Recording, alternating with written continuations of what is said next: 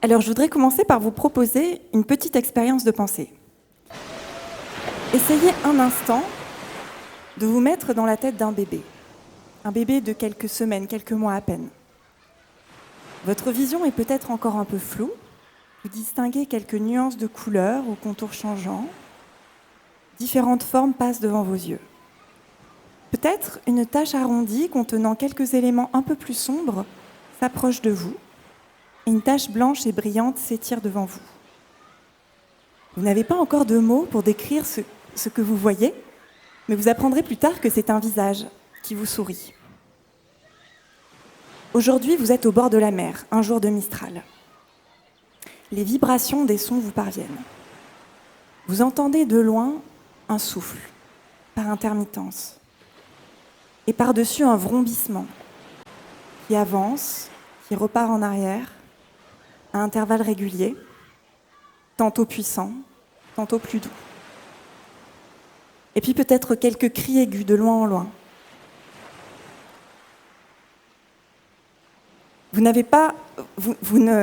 Et puis au beau milieu de tout cela, vous distinguez une mélodie complexe de sons chauds et mouvants qui monte, qui s'étire, qui se brise.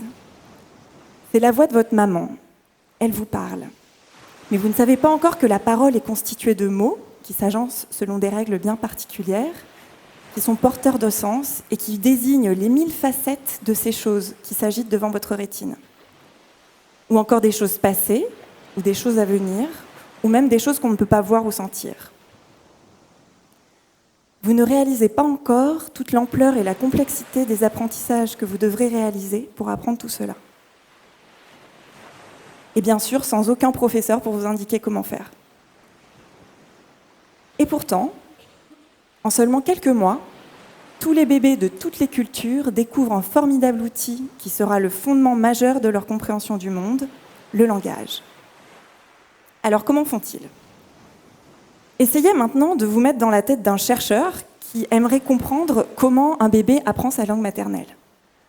Alors évidemment, vous pourriez avoir envie de demander à ce bébé s'il perçoit les différences entre sa langue maternelle et une langue étrangère, ou bien s'il reconnaît la voix de sa maman par rapport à la voix d'une autre femme.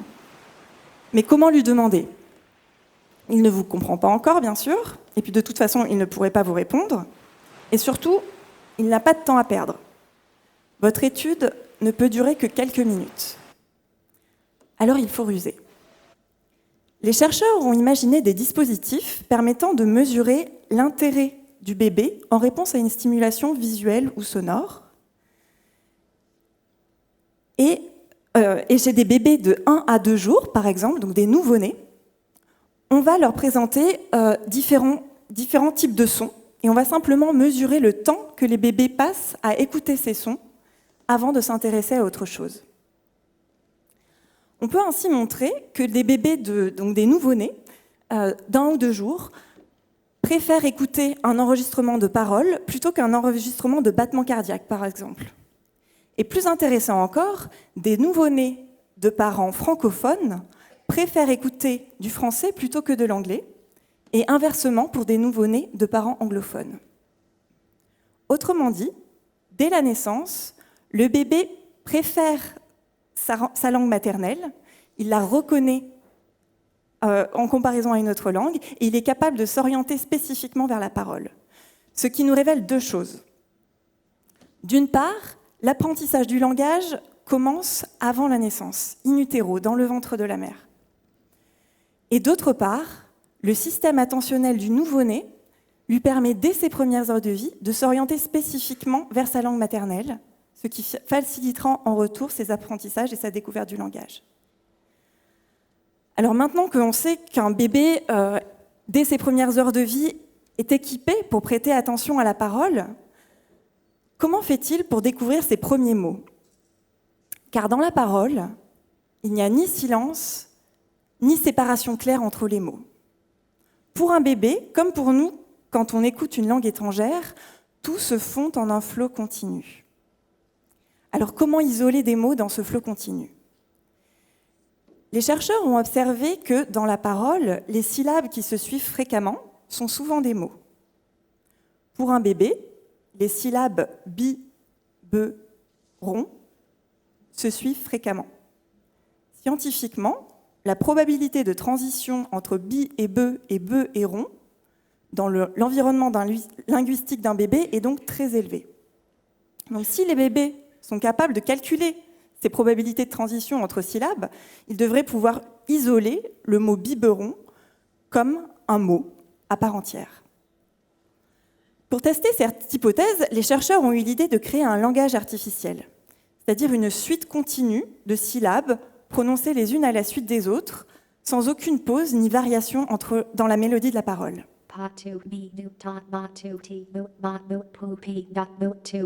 Dans ce flot continu, certaines combinaisons de syllabes sont plus probables que d'autres.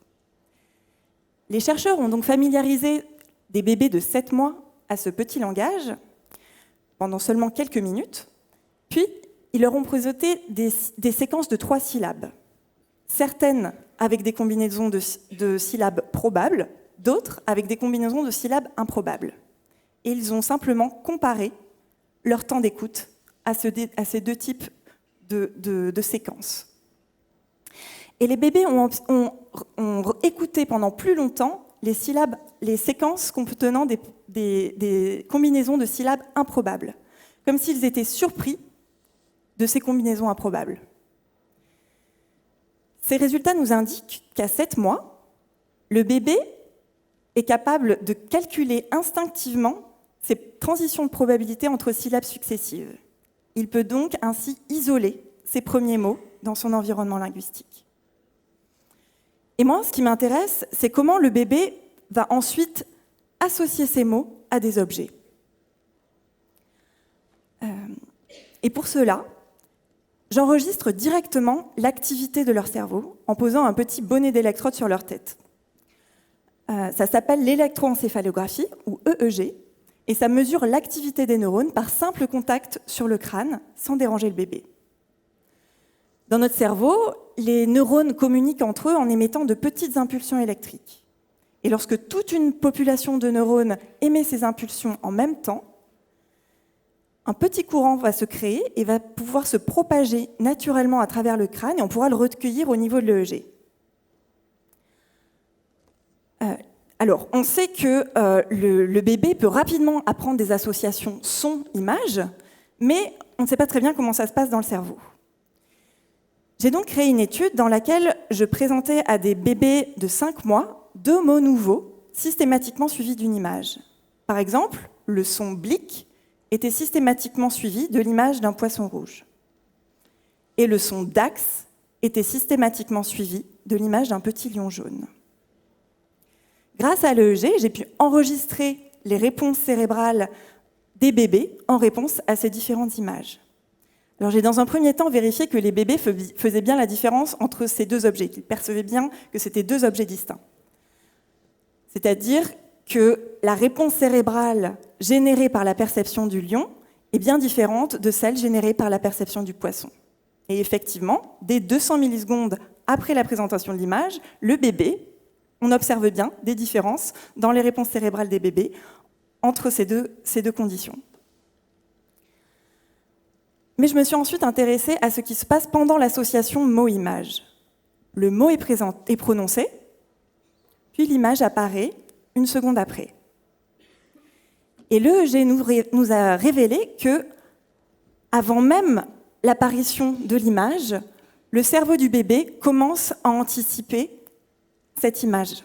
Quand il entend blic, on observe l'émergence d'une réponse cérébrale qui ressemble à celle générée par la perception du poisson. Et de la même manière, quand le bébé entend dax, il commence à anticiper la présentation du petit lion jaune.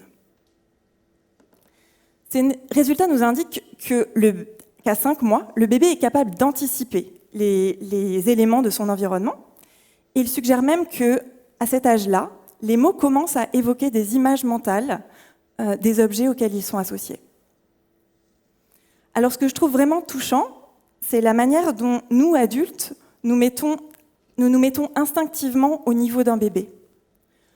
On s'attendrit, on ralentit, notre voix devient plus chantante, on fait des gazouillis.